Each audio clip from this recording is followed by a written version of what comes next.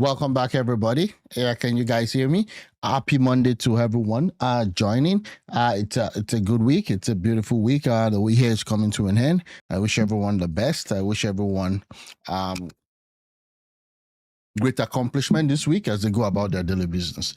This is going to be a very quick and a very fast stream. I just came online just to cover some stories which I believe that we've actually been on since yesterday. So yesterday we took like 2 hours plus digesting, listening to Dangote, listening to his remarks, and yeah, it was actually interesting. It was a good time. Everyone spent over here just debating and reviewing and also talking about what Dangote said during his briefing. It was more of a mix of him talking about the challenges of his refinery, the plan for the future. At some point, Dangote refinery is going to go through an IPO, which I'm really waiting to see what's going to happen. I mean, $20 billion plus invested in Africa's largest refineries, I believe.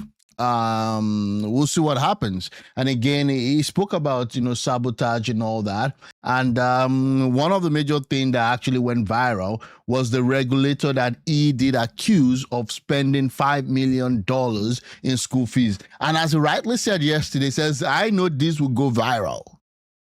And I want him to come out and actually contest that is not true. And then we can actually come and also show him evidence of what's been happening. So we see at the Sunday press conference, Dangote alleged that Farouk Ahmed, the head of the Nigerian Midstream and Downstream Petroleum Regulatory Agency, NMDPRA. I was butchering the name. I did butcher the name yesterday. The claims fuel an ongoing feud over Dangote's 20 billion Lekki refinery, which runs below capacity while imports continues, allegedly sabotaging local production. Dangote vowed to reveal the school names, pursue legal action. Actually, we went through the school names. It was there. There is already a full expose that was done on this guy, Farouk Ahmed. Okay. And then Dangote filed that was going to reveal the school names, pursue legal action, and offer petroleum at 699. So that was the most interesting takeaway from the whole thing that we saw yesterday. No response has come from Ahmed or the authority, and the allegations are with verification. Yeah, again, we'll wait and see what happens. And this is the unofficial spokesman of Dangote. Everybody knows Femi Otedola is the unofficial spokesman of Dangote, and that is always coming out to give us a brief. 5 million tuition, 7.5 billion liters. Dangote calls for probe and prosecution of NMD. Okay. PRA CEO Aliko Dangote says NMD PRA Farouk Agwe allegedly spent 5 million on his Swiss school fees for his children, living large on taxpayers' money. Dangote says this raises serious questions about conflict of interest, economic sabotage, and the integrity of the Nigerian downstream petroleum. He has called on the federal government to investigate and prosecute. Yeah, so that's Dangote. I'm a taxpayer and have the right to make sure that tax money is paid and is used properly and not stolen. That was what Dangote said. Let me see. I guess this is it. Okay. What happened? Why are they not doing it? Who is building a refinery today in Nigeria? Okay. You're right. We are investing. Do you know why we are doubling our own, capacity? Mm-hmm. Because we are going out of this market to go to other markets and sell our products. I mean, somebody, was telling me that, but you are going to disrupt the international market. I say, well, if you want to call me a disruptor, fine, no, but my own, I will, double, because our refinery has a lot of futures where we have already spent money for thinking of doubling. Yeah, fair enough. I mean, if you're selling crude oil, it should not just be for Nigeria. I would think that we should allow a level playing field. If you want to import, fine. But again, at the same time, we also have to protect the refineries. And I guess that was where people said, "Oh, which side am I on?" Well, Dangote should be protected in a way that doesn't also put the country in jeopardy should anything happen to Dangote refinery. Because if you put the whole architecture now tilted towards Dangote, just one company, one firm, one refinery, what happens if there's a major breakdown? What happens if there's a major breakdown coming from Dangote refinery? What happens if there's fire? So again, you have to look at all these things, not just, just give Dangote the whole market. It has to be balanced out. You should still ensure that whatever happens to Dangote refinery today, Nigeria will not actually be destroyed, or Nigeria will not just be, how will I call it now? Would not just be at the point where things becomes kind of crazily difficult. And again, I don't know. I guess the second refinery will not be built where the first refinery is. So there are some sections of the refinery we don't have to replicate. Okay. So it's going to cost me much less, and my cost of production will go lower. And then I will be able to compete. Whether you allow Russia, you allow anybody to now come, we will be here. They will meet us in the market. But that is why I am saying that yes, anybody who wants to, even if they want to import now, let them continue to import. It's okay. We meet in the market. No, that's fair. I will take the products. And I told somebody, say, well, what about if these 4,000 trucks, they are not enough? I say, if 4,000 are not enough, we'll buy another 4,000.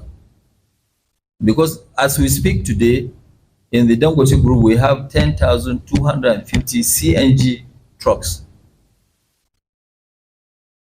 And if the business needs more, we'll do more. It's a logistics business. So that's what is it. But what you are saying, I think you are trying to dodge the issue. But let me say it for you. It's a sabotage. There are a lot of interested parties. Yeah, and rightly so. Dangote is playing in an international market. So what do you expect? You're gonna expect a lot of pushback, a lot of competition, and all that. It's no longer and then the Farouk Ahmed guy is actually trending right now. The Dangote versus Farouk Ahmed feud is renewed again.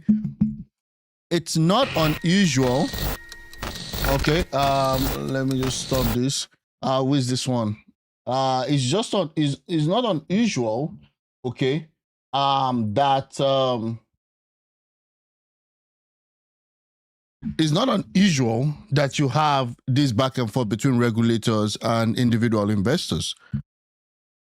But what you also expect, from regulators is that they are kind of fair-minded, and they also ensure that there's a level playing field between every interest involved. And that's what I would say. Okay, this is the renewed argument. Let's say this. And I think it is something that when you look at it, I've had actually people making complaint about, a regulator who has actually put his children in secondary school. And that secondary school education, which is 6 years, 4 of them cost Nigeria $5 million. I mean, you cannot imagine somebody paying $5 million for educating 5 children. Even my own children, they didn't go to those schools. My children went to Nigerian secondary school. They didn't go outside Nigeria to attend to secondary school. I don't know about your children, Tony, but mine, yes. So, and this is a system that, some of us, because you know what, we're taxpayers. When people are complaining, we also complain, because the issue is that, yes, when I pay tax, I want to see that my money is being put to use, not to be stolen. Yeah.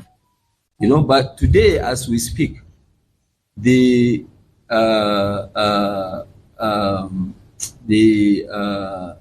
S, I don't know what is the, that is the authority chief executive, Malam Farouk. Malam Farouk has 4 of his children that he educated in Switzerland at the cost of $5 million for their secondary school education alone, not university.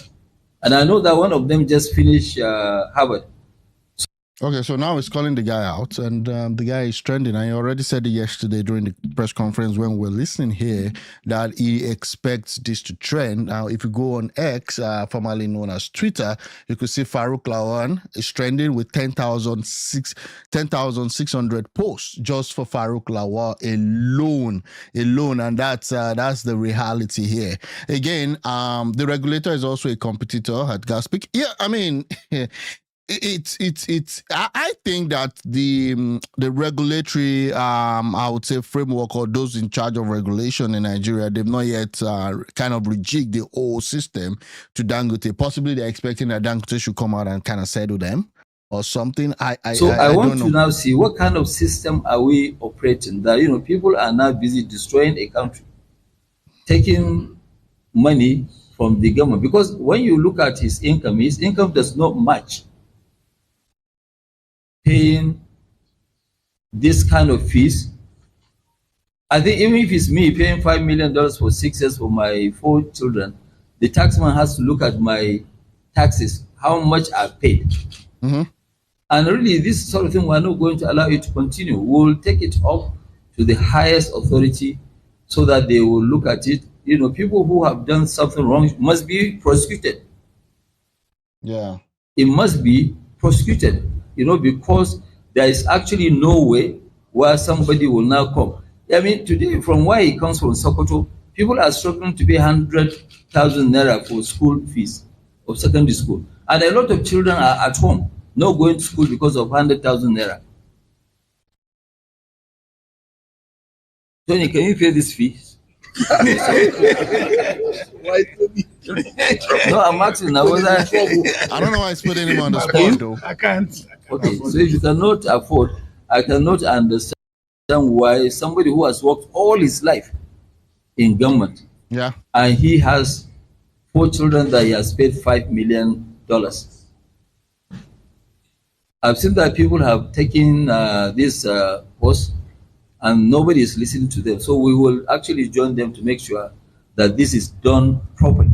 Again, in terms of the accusation, this is not the first time. I think that came out sometimes, earlier in the year, and there was, I think, concerned citizens group. Again, I don't know if Dangote has a hand in the allegation, because at times some of this so-called group that try to go after people for social justice, at times they also get finance, and at times it could also be an hop research, coming from Dangote.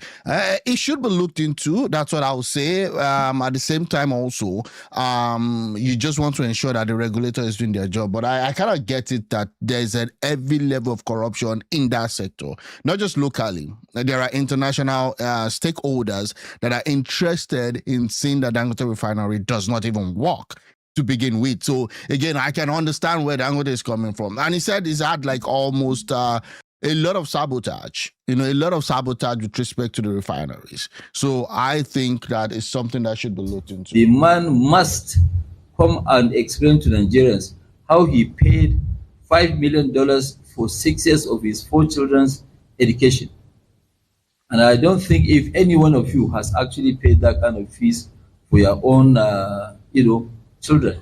So we can't allow this to continue, because we must make sure that people don't come and destroy a country just because they want to make a living that is not genuine, or that is not legal.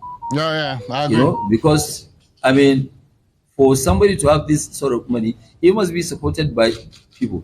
He should come out and tell people how did he make $5 million to educate his children in Switzerland with a cost of $5 million.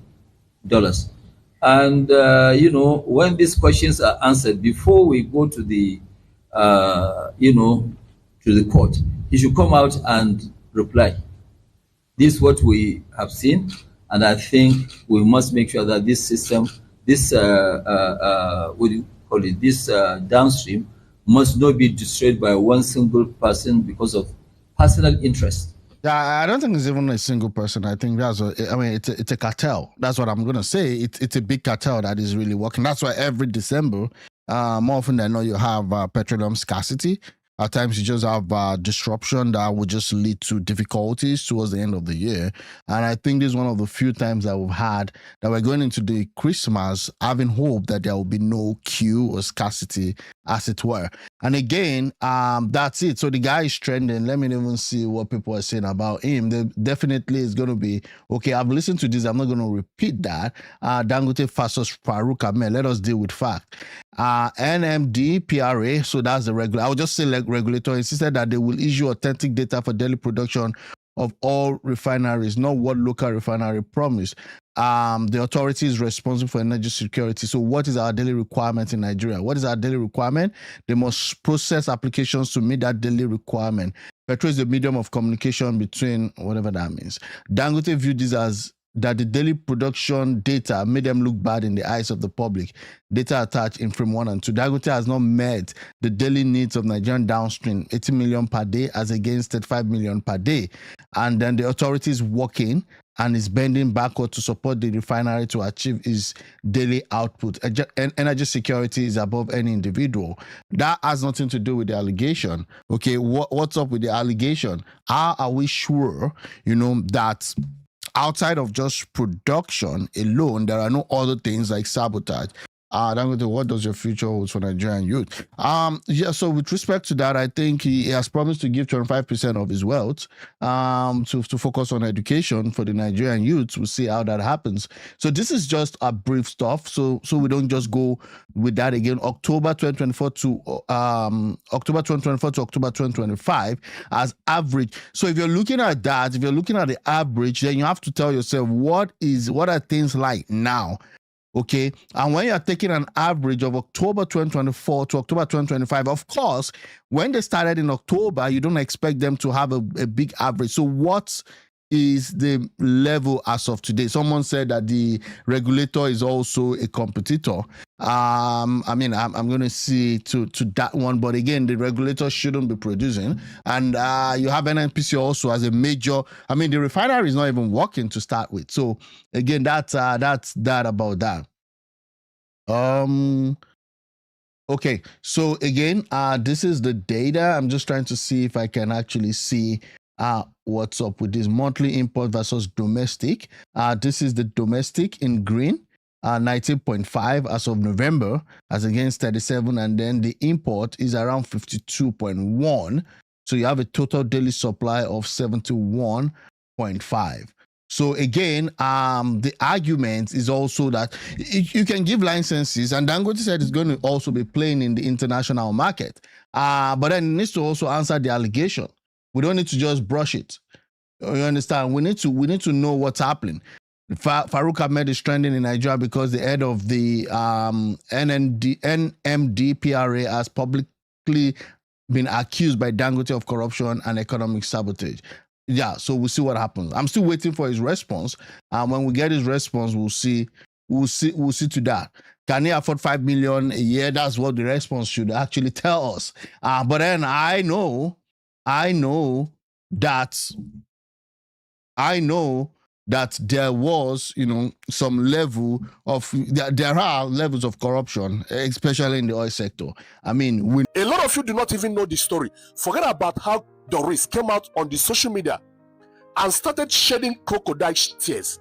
Okay. That Pastor Chris have left her for another woman. A lot of you do not even know the story behind this. Okay, so what's the story? She is very ashamed to tell the real story. 2019, that is the picture you guys are seeing on my screen. Doris got married to our brother, Kinsley Mazi Anyanwu. Okay. Yes. As a matter of fact, that union did not even produce children. Before you know what is happening, because Doris started an affair with Pastor Chris, the next thing was she came up with the fact that her marriage to Chris, her marriage to Anyanwu was a bitter cola. Because she started an affair, because she started meeting Pastor Chris. Wow. Thinking that Pastor Chris will marry her. Wow. Doris, you left our brother. You ran away from our brother. Again, this is where it all began, right? So again, that's why I'm just bringing this out to say there's been a lot of, social media banter with respect to this event. And this is what it is. With unnecessary allegations. and you think that Pastor Chris will get married to you. We told you that nothing will come out from that relationship. But you thought that we are joking. Today, it has happened in your eyes. It has happened in your eyes. So the mere fact that she left a marriage, according to this guy, and then started dating this guy, and then she's come out to say, you know what, she got pregnant for him, she aborted for him and all that. That's her own mouth, you know. And yeah, they are making content. What? Yeah, it is what it is. All those allegations, because you just want to have a reason to leave our brother. Okay. You piled up those allegations on his head. You felt that Pastor Chris was more influential, was richer, was possibly more handsome. That was why you left our brother Mazi Anyanwu. Okay. We told you and you never believed. And today it is happening. And you come out to the social media thinking that people will believe you. We will make sure that we expose everything that happened. You think you can cheat another person with another man, and at the end of the day, everything will be okay for you. A lot of people do not know this particular angle. And that is why I'm bringing up to the social media. Your marriage to our brother, Kingsley Mazi Anyanwu, you offended him when he did not do anything to you. You left him after making up unnecessary. Again, yeah, that's his own account. I mean, I can't. These are all alleged, okay? Allegations against him. And you think that Providence will not judge you on this. Today it is happening. For people that are beginning to think that Pastor Chris did anything to Doris, Pastor Chris did not do anything to Doris. Again, you can't just come. I mean, this guy's a pastor, like. So what's up with all this allegation that she actually did an abortion and did all those, you know, stuffs against her? Again, I mean, as a pastor, I don't know what the expectations are. I'm not a church member, but again, I just feel that there should be some level, you know, of activity that we don't expect. But it was karma that played out in all this. Okay. Yes. Doris got married to Anyanwu in 2019. After a few years of marriage, she came up on social media and claimed that her marriage was a bitter cola. How was it a bitter cola? Everybody knew that both of you were living happily until you met Pastor Chris. And now, the karma has come back for you. You have to live with it. It's as simple as that. We need to make sure that the whole world knows exactly what happened.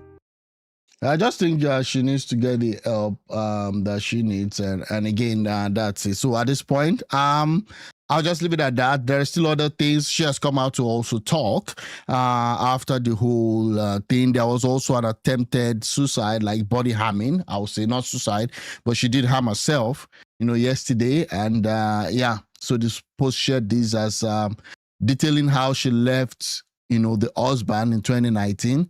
Labeling it as bad luck. Okay, Doris Ogala, Nollywood actress, recently accused Okafor of emotional abuse and betrayal in viral video. We saw that revealing she divorced Anyanwu after dating the pastor since 2017, only for him to now kind of, you know, marry another woman privately in Imo State. We'll see what happens. We'll see what happens. But that's it. Thanks, guys, for joining. I really appreciate. Thanks for the comment. Thanks for the like. Thanks for the subscription. Please, if you've not subscribed, please do subscribe to my channel. I try to come up I think, morning and evening, twice a day. Thanks, and thanks for watching.